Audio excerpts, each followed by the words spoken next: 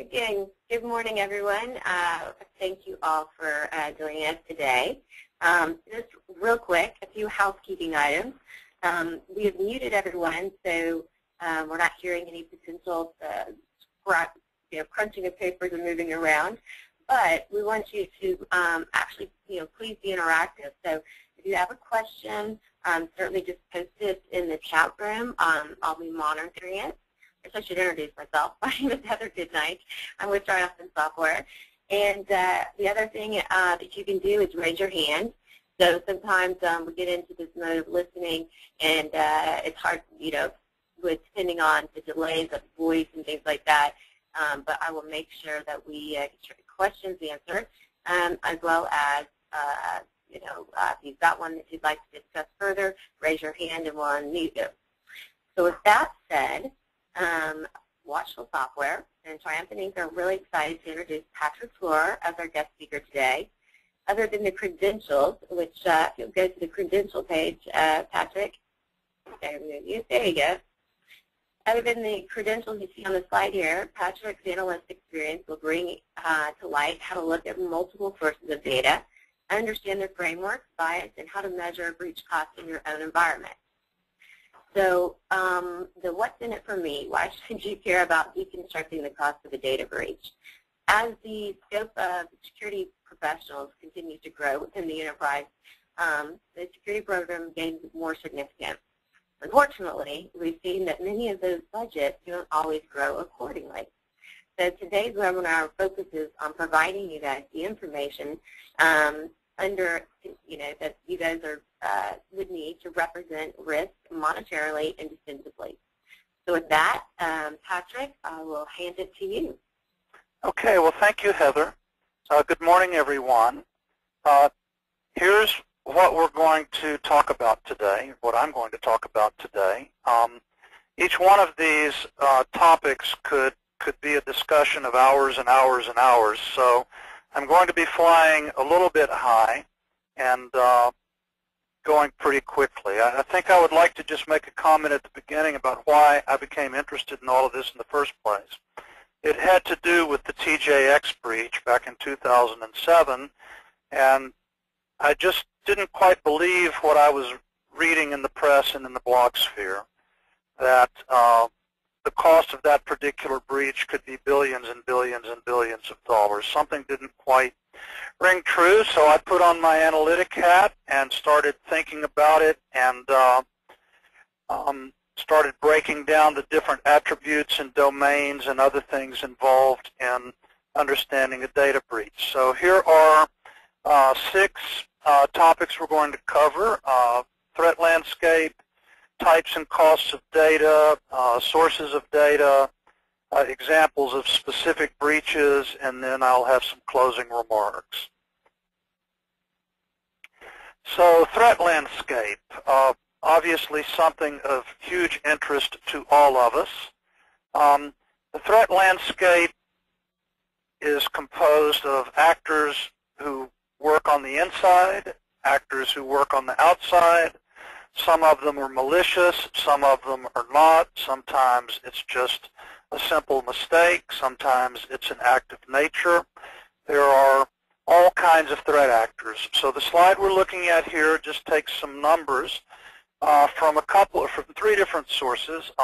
If you're not aware, one of the most widely respected reports in our industry is the Verizon Data Breach Incident Report, which was the newest version was published just last week. So I've got some numbers in here from there. So as you can read, 14% of breaches, but almost 70% of security events or incidents were caused by insiders.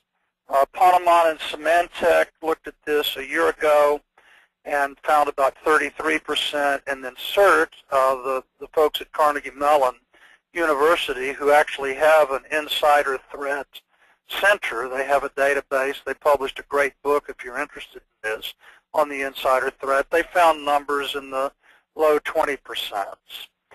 Part of the reason that these numbers vary, there are a couple of reasons. One has to do with the sample.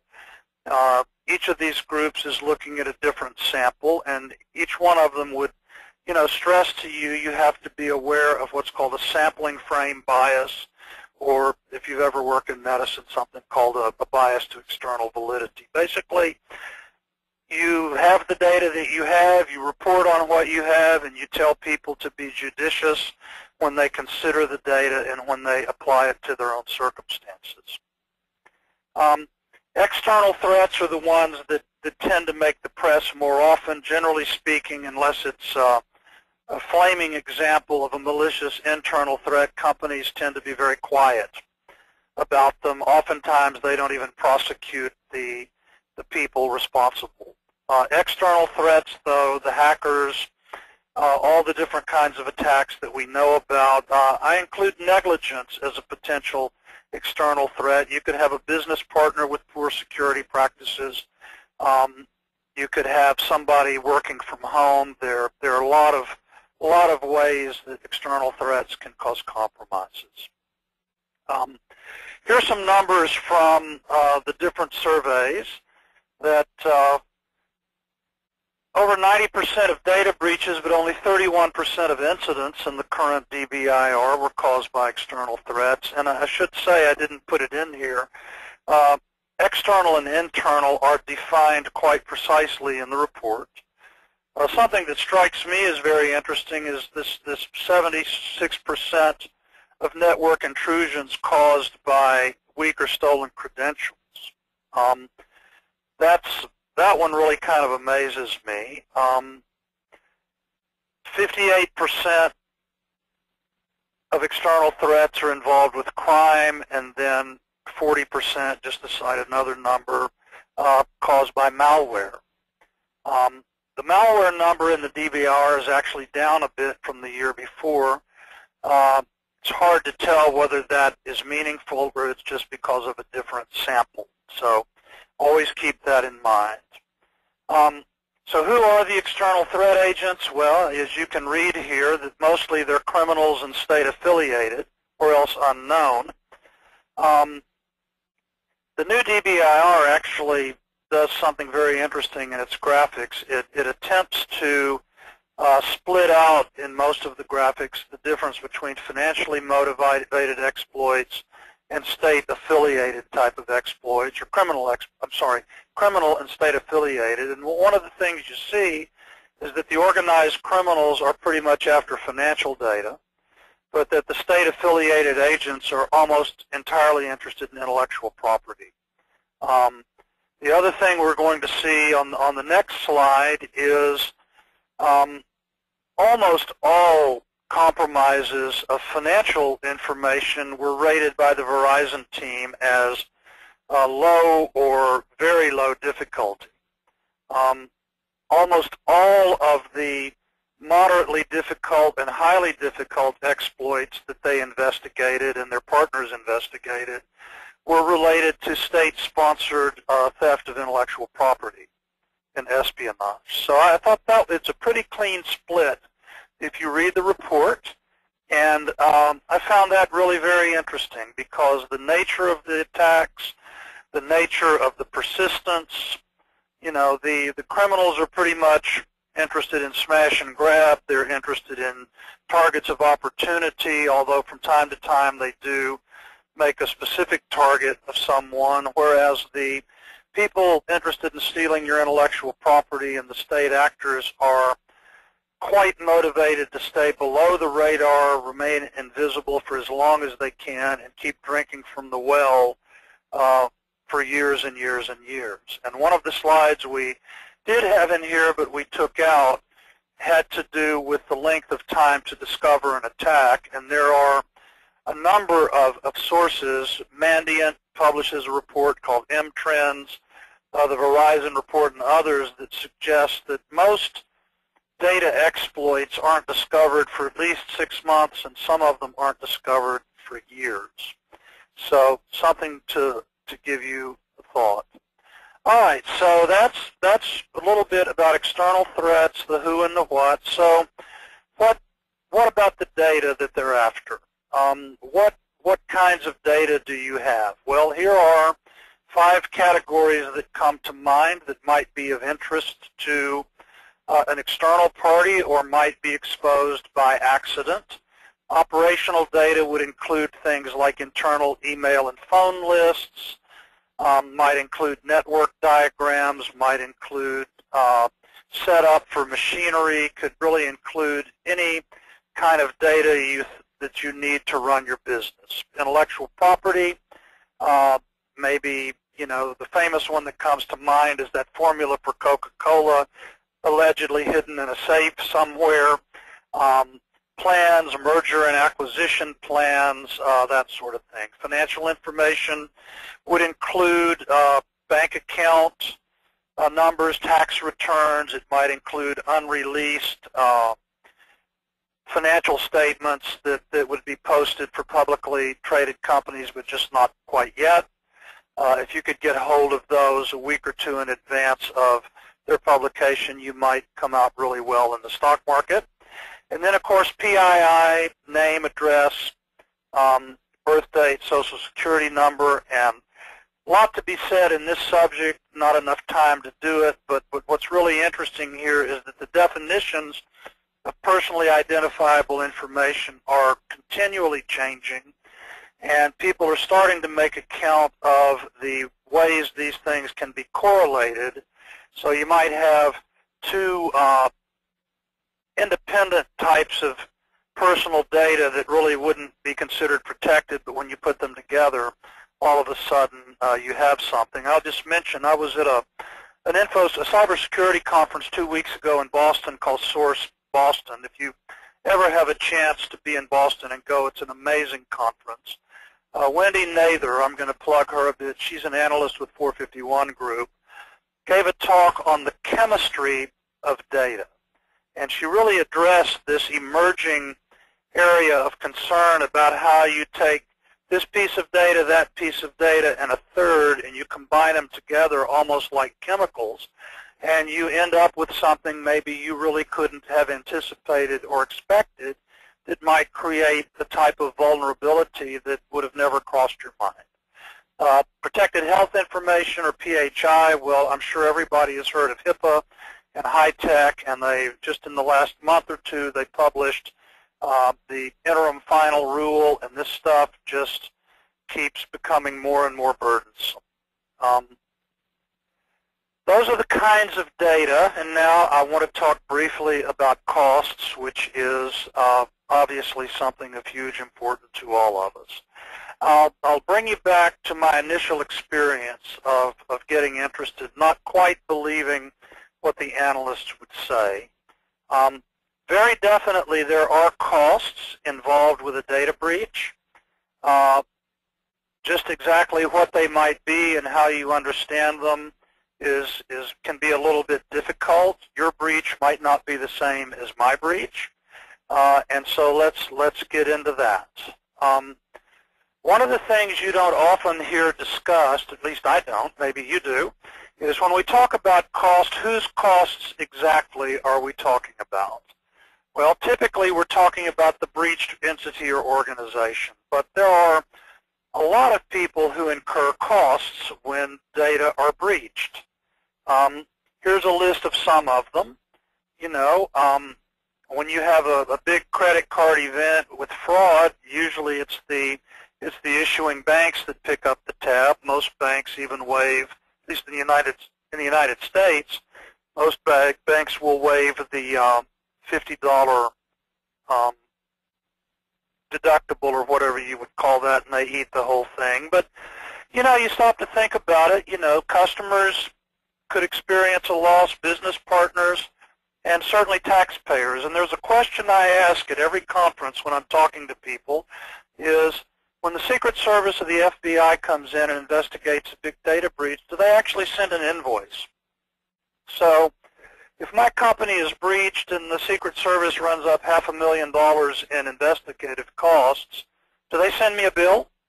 Well, so far I have yet to find anyone who thinks that they do or has experienced that they do. So essentially, all of us taxpayers are shouldering part of the burden for data breaches for both public and private entities. How do we measure costs? Well, I bet you almost every one of you out there has heard a number quoted of $190 to $220 per record as the cost of a data breach. Those numbers actually come from Ponemon Institute research. It's called The Cost of a Data Breach. It's published for the United States and a bunch of other customers. I'm going to get specifically into the current report.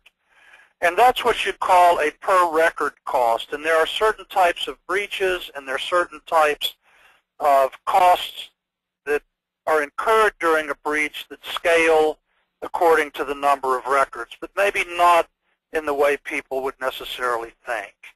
And then sometimes the best way to talk about the cost of a breach is a fixed or overall amount. That would tend to be an estimate of the value of intellectual property or lost opportunity costs that an organization would experience as the result of a data breach. So keep in mind there are at least a couple of ways to measure costs, and there are some appropriate ways to apply that way of thinking and some inappropriate ways. Whenever I talk about this topic, I like to split costs into the things that we ought to be able to discover or estimate in our organization, and then, as you'll see when we come to another slide, things that are more difficult, if not impossible, to estimate. Another issue I'd like to bring up is that the costs of a data breach are usually not fully apparent for years, especially if it's one having to do with any large number of records or a publicly traded corporation.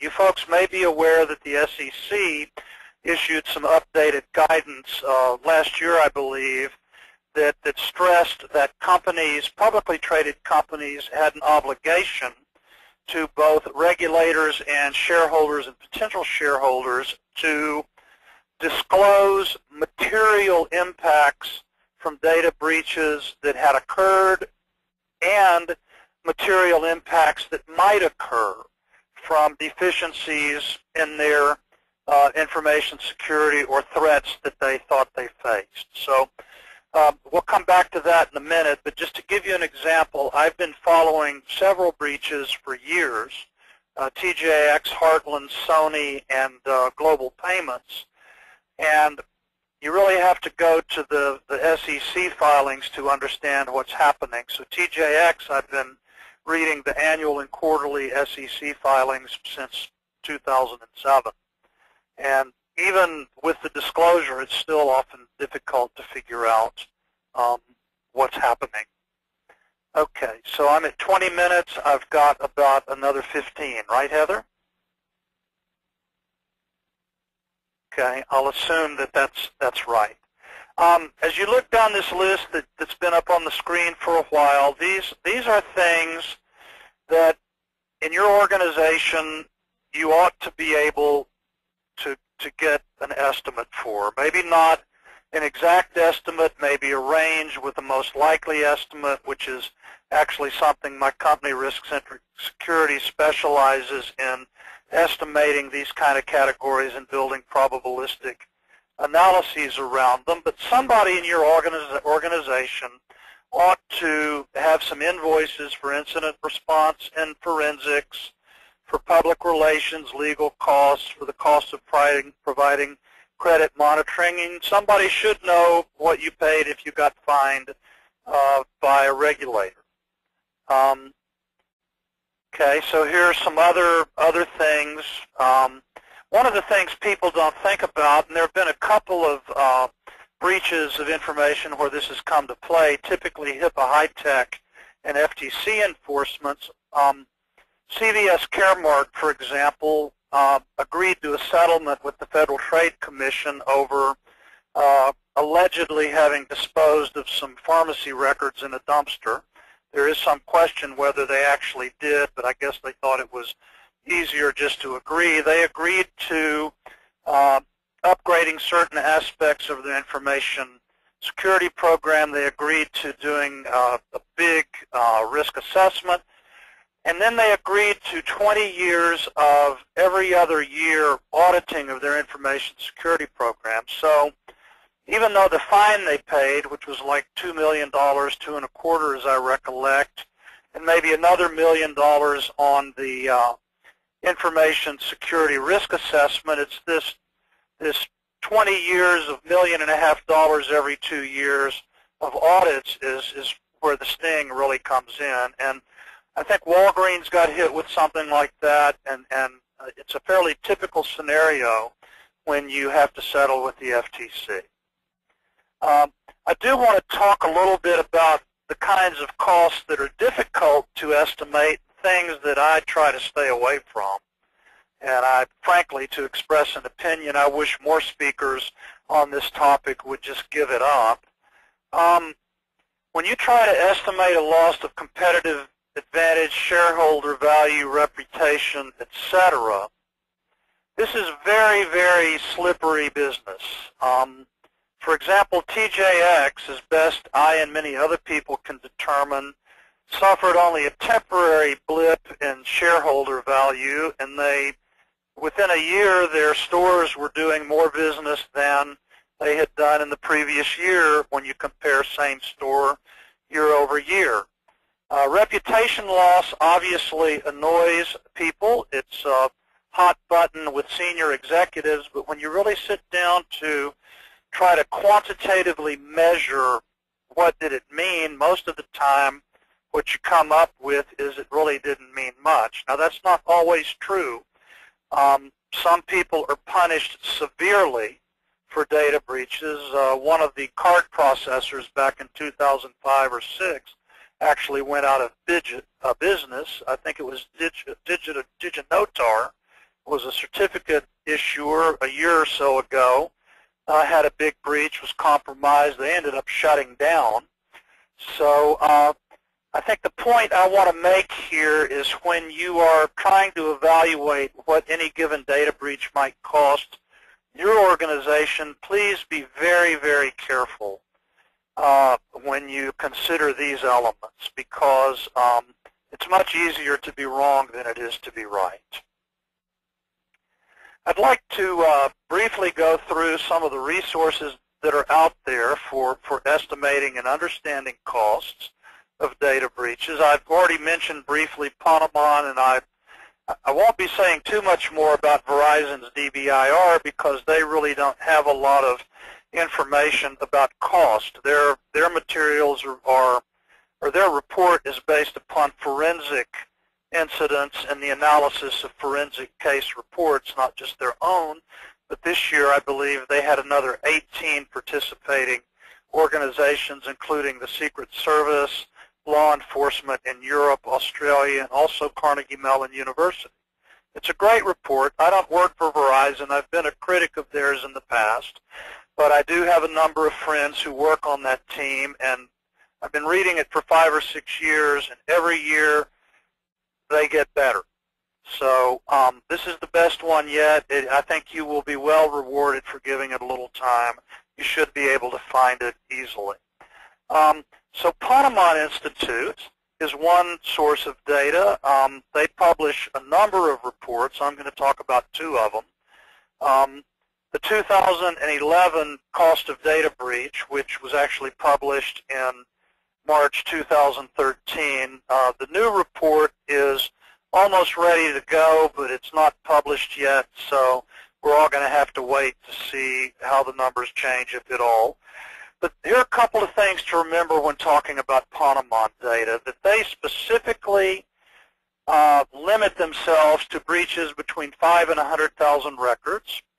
They only talk to companies who have experienced a breach in this range. They solicit minimum and maximum and midpoint estimates. And interestingly, the raw data are published in this last report, and I'm going to make a plug for RiskCentric. We're actually responsible for that. Larry Ponemon is a friend of mine. I'm also a fellow at Ponemon Institute, and I managed to talk him into publishing sanitized data. So if you're interested in looking at the data yourself, which I did, you can draw some conclusions that the report did not report. One of the other things I'd like to stress, Ponemon reports do tend to get some bad press in the InfoSec community, and I think in part it's because people really don't understand what goes into them. They don't just go ask one person at each of these 49 companies for an estimate and call it a day and go drink a Bud Light.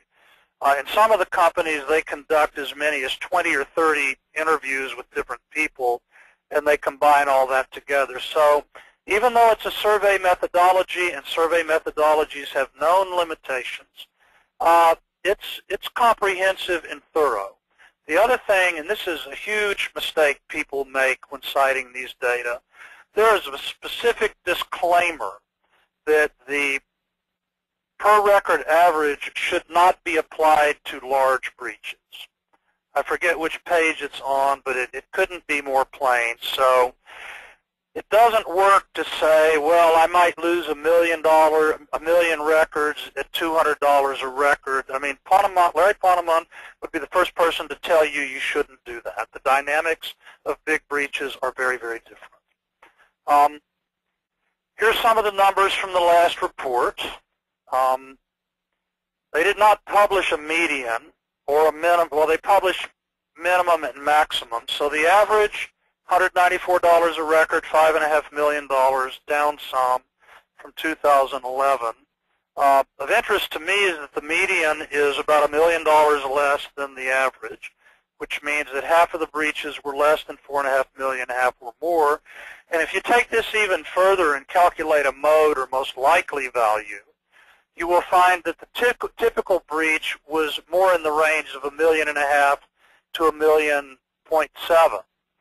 So there are limitations to what you can understand when people only present averages, and I can clue you in to maybe expect some improvements in this regard in the report that's about to be published.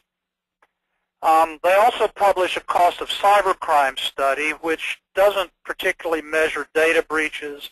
It doesn't look at things that are errors or accidents. It really looks at response to crime, and it extrapolates weekly averages out to a year, which is problematic in my mind, and one of the reasons you get such a big range of $1.4 million to $46 million for a year.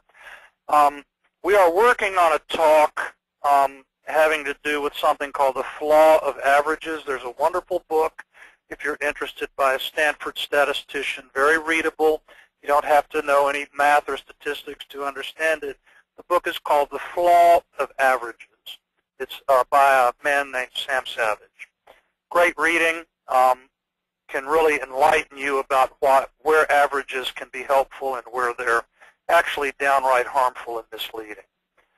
There's another great report out there people sometimes cite. It's a little different point of view. It's based on actual insurance claims payouts, published by Net Diligence, and the numbers on the face may be a little bit different than the Ponemon numbers, this 3.7 million average, and then they've got an average record cost of like $4, but when you really start tearing it apart and you start factoring out deductibles, which range from $50,000 to $1 million, and you factor out the fact that cyber insurance will not reimburse for lost customers, brand damage, etc., in my view, the numbers really aren't terribly different. I want to go briefly through a couple of examples here. I've only got a few more minutes. Basically, here are some examples of breaches that involve structured data. The TJX breach, according to the SEC filings, was something around perhaps 90 million credit card records. They have acknowledged in their SEC filings having spent somewhere between $170 and $190 million. And then the rumor on the street is they invested about $200 million in infrastructure improvements sooner than they had planned to, so they had lost opportunity cost as well. Interestingly, when you look at the per record number for this breach, it's about $2. So this is an example of what Ponemon Institute says. The dynamics on a big breach and the cost per record just don't work. The same is true for Heartland. I've looked at their SEC filings for years. As best I can determine, it's about $120 million or less that they spent. They did recover about $30 million from insurance, and then it also spurred them to accelerate development of their point-to-point encryption product, which, as I am told, has actually generated revenue and profits enough to take most of the sting, if not all of the sting, out of the breach. Sony had something like 100 million records exposed in multiple breaches. Right after it happened, within a couple months, they acknowledged having $171 million of costs, although they didn't exactly explain how they came up with that, because Sony is not based in the United States. They don't have the same reporting requirements as these other people do. Interestingly, Congress subpoenaed the chairman of Sony to come testify, and his response was he wrote them a letter and sent his lawyer. So I guess he didn't really care that much. Global payments is a really interesting one. This happened or was acknowledged a year or so ago. They just published some figures a week or two ago in their most current 10Q. That's the quarterly SEC filing, that they had revised their total cost of breach down. At one point, it was as high as $150 or $60 million, their estimate. But they've recovered some money, about $20 million through insurance, and the current figure stands just a little bit shy of $93 million. Now, what's interesting about that, it looks to have been about 1.5 million records, although some estimates are as high as 10 million. But either way, at 1.5 million records, it brings the per record cost in at something like $60 a record, which for a big breach is really higher than anything we've seen to date in the public record. And even if it's 10 million records, it's going to come in at about $9 a record, which is still 3 or 4 times higher than anything I've seen, at least, on a big breach. So there's something going on with the global payments breach that hasn't been disclosed yet to the public, and we'll just have to keep paying attention to understand what goes on there. The last one I want to talk about is this recent breach at the Department of Revenue of the state of South Carolina, in which the tax returns, including Social Security numbers, birth dates, and even bank accounts and routing numbers of 3.8 million taxpayers in South Carolina and 800,000 businesses were stolen by a hacker.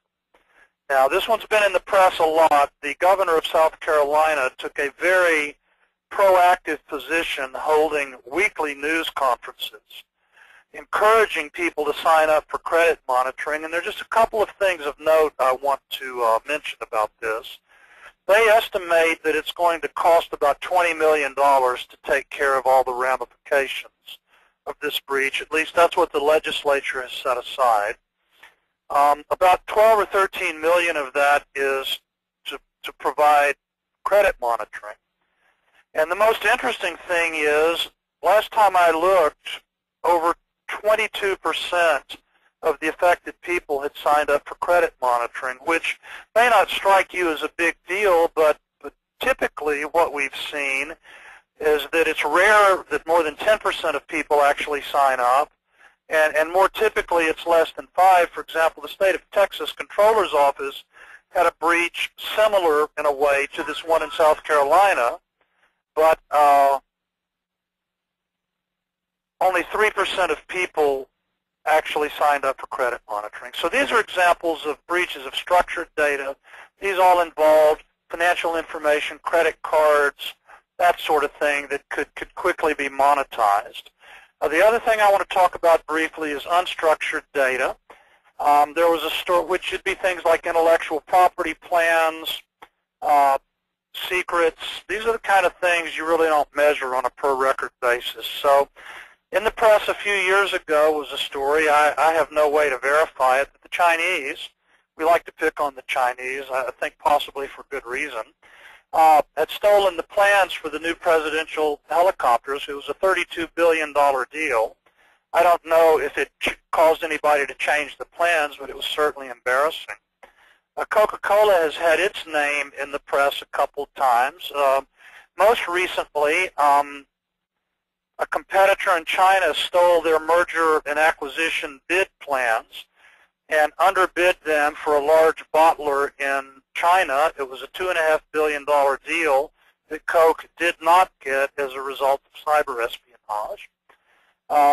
Closer to home, there's at least one story of employees, a couple of guys back in 2006, 2007, taking intellectual property and trying to give it to Pepsi-Cola, and the FBI got involved, and these guys were eventually arrested. I guess maybe they thought they were dealing with Pepsi officials, and it was an FBI informant, so they got caught.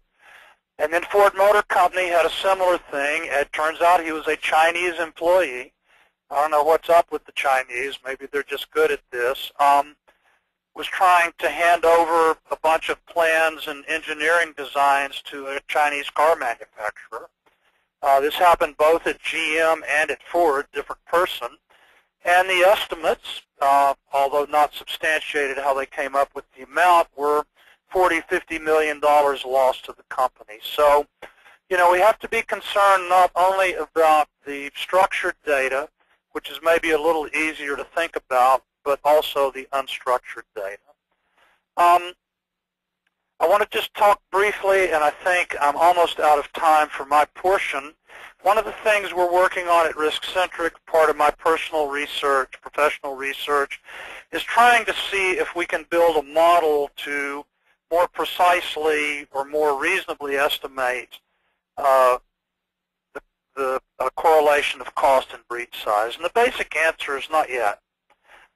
Here are just a couple of graphs I built in Excel showing the relationship between the number of records and total costs, and it goes up.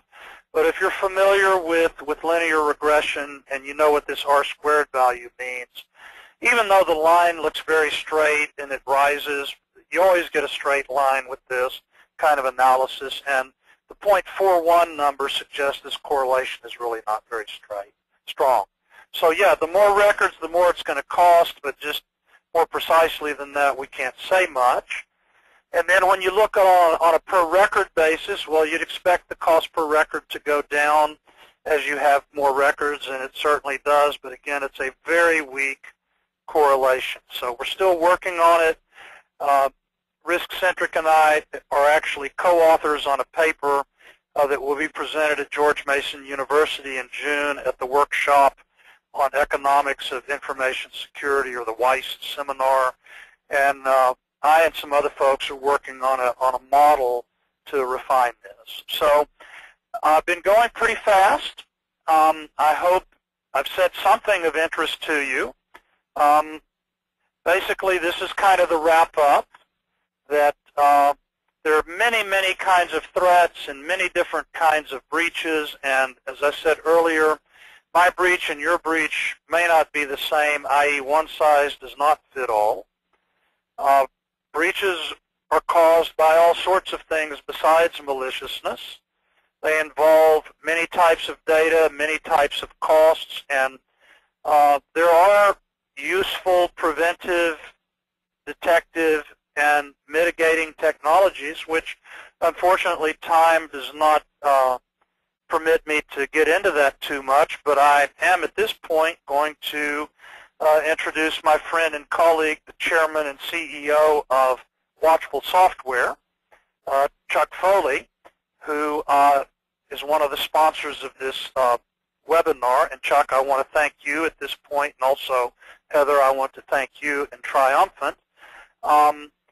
At this point, Chuck is going to do a presentation, and in order to make that happen, I need to hand off the presentation baton to Watchful Software. So Thomas McClinton, who is one of the U.S.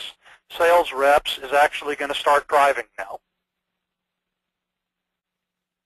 Are you good, Thomas?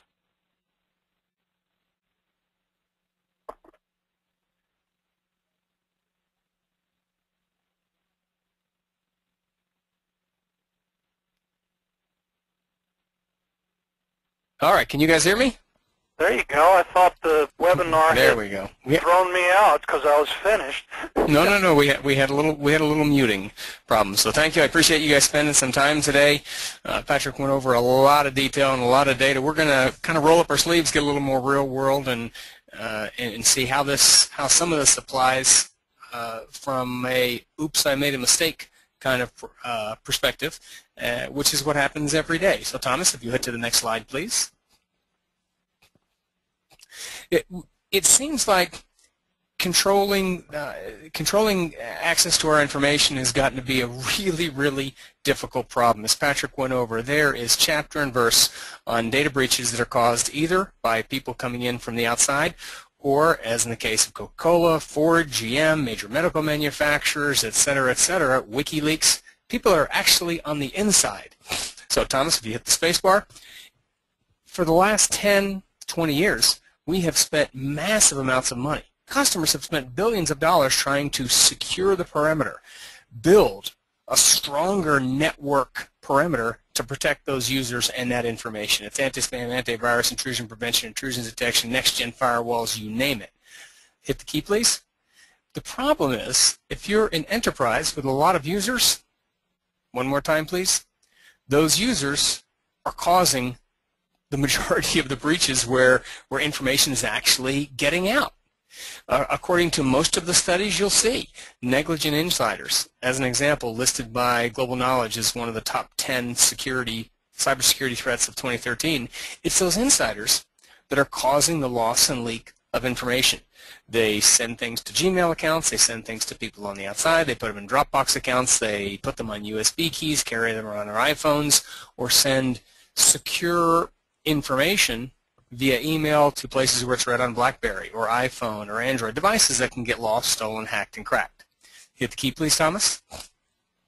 So what the industry is now starting to concentrate on is not so much perimeter security, which is good and valid and good hygiene, but complementing that with data-centric security. Because if you're going to have those cracks in your perimeter, if those users are going to come and go, if they're going to take things with them, instead of trying to secure the perimeter, how about if you secure the information itself? That way, if the information does find its way outside of the perimeter, it gets put in Dropbox, it gets sent to the wrong person. Consider the scenario of a CEO that types a very confidential memo about pending headcount reductions, sends it to the 10 or 15 people on his board and management team, and realizes 1 second after he hit the enter key that, oops, that last email address was the wrong person.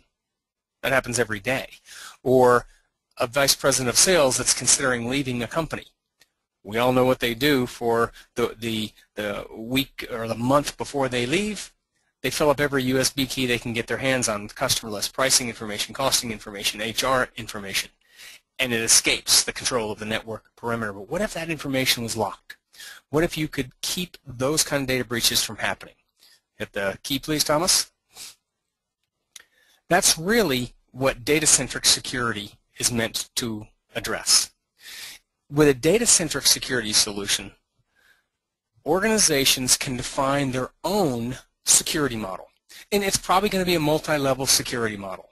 They're going to have levels of information that are public. It is emails back and forth about, let's go to lunch next week, or can we set up a meeting for Friday at 3 o'clock, or it's data sheets, brochures, general information that doesn't need to have exceptional methods taken to take care of it. But then there are some higher levels of information with greater sensitivity. There are things like corporate policies and procedures and the way that a company works. That might be internal use only. You have to be an employee at that company to have access to that information. Or it's email traffic about strategies and plans and pending customers that you don't want disclosed outside of the company. Maybe you've got a higher level, which is confidential, where you must be in management at the company, and that might include HR information, payroll information, customer information, and maybe you've got a level that is secret. You need to be in top management to access this. Pending mergers, acquisitions, financial results, long-term strategic plans, etc. A company that has data-centric security can define an information security model where things are classified into these levels, for this example, public, internal use, confidential, and secret. And then users throughout the company 5, 10, 20, 50,000, it doesn't matter, are assigned credentials that are appropriate to their level. All employees get internal use. Maybe you have to be management to have confidential level of access, and maybe you need to be senior management to have top secret level of access. So now that you've defined your information security policy, now you have a way to classify information of all types, be they documents, spreadsheets, presentations, emails, whatever. Then, and users are assigned to their levels, then you can secure the information. So if you have something that is internal or confidential and secret, it can be encrypted. It can be protected so that the only people that can open it and read it and use it are people with the right credentials. And you can control what actions they can take. Not only can they read it, but can they print it, can they forward it, can they copy it, etc. Thomas, hit the spacebar key. In real world, this is what it looks like. Let's say that we've got an executive vice president that creates a very secret document about the next 2 years' financials and marketing strategies for the company. The kind of things that were literally stolen by a GM employee and offered to China. Well, if that happens, if that information is classified properly, hit the spacebar, Thomas, and it is sent to a number of people, maybe it got sent to somebody outside the company who only has public access. It's a vendor, it's a partner, it might even be a competitor. Well, that was a mistake. And the good news is they can't see it, they can't access it, they can't read it. All they get is a notification that you've received an encrypted email that you don't have access to. Other people were supposed to get that communique. The vice president, who has access to secret level of information, he's helping develop those plans, and he can read it, he can print it, but he can't forward it or send it anywhere. And then, of course, the CEO, who has top secret clearance, he can read it, edit, print it, save it, etc. So through this process of data-centric security, when information is created, it can be classified and protected.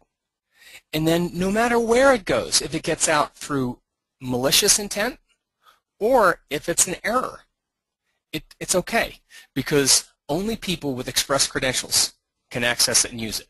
Hit the key, please, Thomas. Now, done right, this will be totally seamless to the users. Everyone's familiar with creating emails, to, from, subject, etc. With a well-designed data-centric information security solution, you would have an environment where in the user workflow, he or she can choose, is it internal or confidential or top secret? Or the company might have rules. If you'll notice in this example, there is an alert that says an automatic classification rule was applied as a part of a policy because that contains text which says 2013 business plan. 2013 business plan is something that in our company we consider secret. So without the user doing anything, the information was automatically classified. That's the way a good security engine should work. Hit the spacebar, Thomas. In addition, not only is it seamless to the user and dynamically classifies, hit the spacebar again please, but it gives the user some awareness. Most consultants will tell you one of the most difficult things in implementing an information security strategy is getting your user buy-in and keeping it in front of the user. So as you notice, this email was automatically classified. The user didn't do anything, but it got a red border around it when he classified it. The user is now a part of this process. Hit the spacebar, Thomas. And if the user decides that he wants to change that, if he wants to downgrade it from secret to confidential, now the user is brought further into the process. The border changes from a red border of top secret to a yellow border of confidential, but the user has to agree. He has to click that, yes, I want to change the classification to this, which is a deviance from the corporate policy, and this is logged and audited and can be reported on a daily basis. Hit the key, please. Through this process, hit the spacebar one more time, Thomas. Through this process, you can make sure that all of your information, and not just emails, but it's documents and spreadsheets, are classified. You can make sure that the users can't hit the save key until they select a classification. Hit the spacebar again, and then once they do, and they create some information and they save it, it can be dynamically fingerprinted. All documents of a certain classification can get a dynamic fingerprint, a watermark, which protects the company from legal exposure. And it gets a digital fingerprint that creates metadata so that this information can be tracked and followed. Know who sent this to who else, where it was printed, when it was saved and edited, etc. Spacebar, please. Done right, it can apply to all types of information, be it web-based email, spreadsheets, business plans, videos, images, etc. That is one approach to address the problems that Patrick was talking about. We know that there's been huge emphasis on data protection, data loss, data leakage, because the exposure continues to grow. It used to be that 1 in 10 companies would have a data breach, then it was 1 in 4. In the latest Ponemon study from December 2012, 90% of CIOs and CSOs surveyed said they had a breach of confidential or sensitive information. It's becoming a fact of life. And what we've determined is we realize that just securing the perimeter is not going to do the job to protect that information. We need to actually secure the information itself, when and where it's created, so only the right people have access to it. Spacebar, please. That's Datacentric Security Protection. And unfortunately, in today's world, we don't have 10 or 20,000 well-mannered users sitting at their workstations all day. They're on the move. They've got iPads, iPhones, Androids, Windows Mobile, Blackberries, you name it. And you can't stop their ability to work in the name of security. So you've got to make sure that whatever strategies you take to protect your information, that it extends out to the new elastic perimeter of the enterprise. Those smartphones, BYOD devices that are proliferating everywhere, not just for emails, but people use them as USB keys. They take presentations on them. They take financials and statistics on them. They access web servers to download information of all types. So you've got to make sure that whatever you choose, that this information can be protected not only in your secure network perimeter, but even when they're outside roaming around internationally. Next slide, please. That is the approach that we're taking to data-centric information protection to help address the issues and mitigate the costs that Patrick had gone over. If you'd like any further information on it, we'd be more than happy to spend time with you. Please just let us know after this webinar. Heather, back to you. Okay, actually, I'm going to grab the presentation back from Thomas. And maybe. So, yeah, while you're doing that, I want to be sensitive to allow enough time for questions. So thank you, Chuck, and of course, Patrick. And I just went ahead and typed in the chat box what I would have said about Triumphant, so you guys can read through that. And then I want to make sure that we can open it up in the last 5 minutes for questions. So I think at this time, Patrick, you'll unmute everyone. Yes, I do. And before we go there, I just, this is a little blurb about Heather Goodnight and Triumphant. And I'm trying to figure out how to unmute everybody. How do you do that?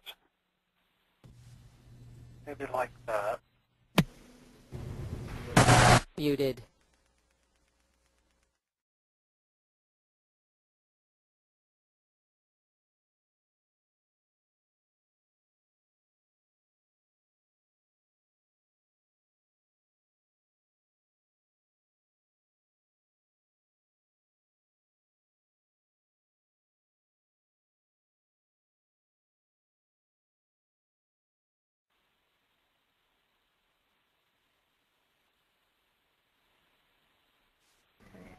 It would appear that some of you have maybe muted yourselves. I'm not sure.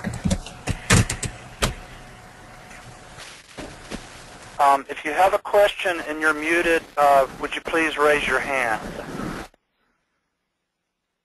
Because there are 2 of you that I cannot unmute. So while we're waiting on questions, we've got up contact information for the various participants today.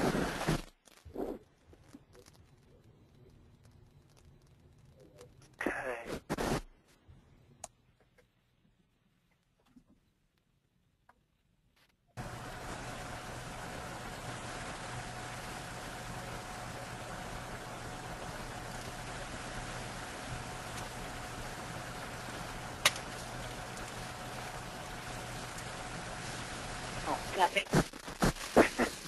Whoops, sorry. Charles or Thomas, did you hear the question? There's going to be a little background noise. Those, please go back to raising your hand.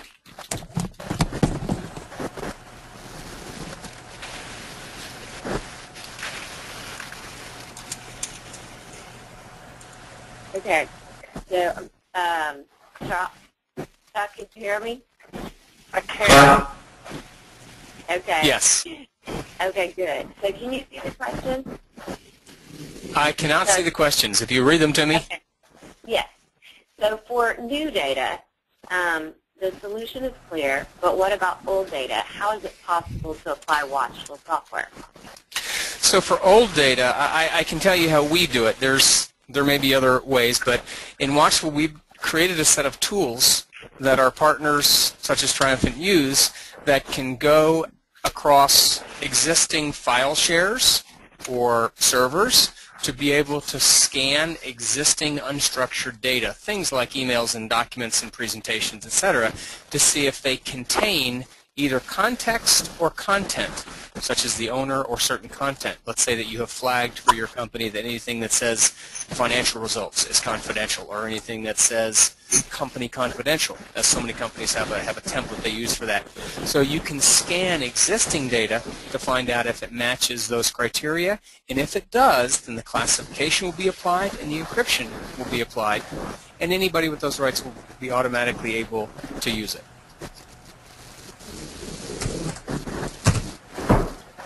Okay, he said. I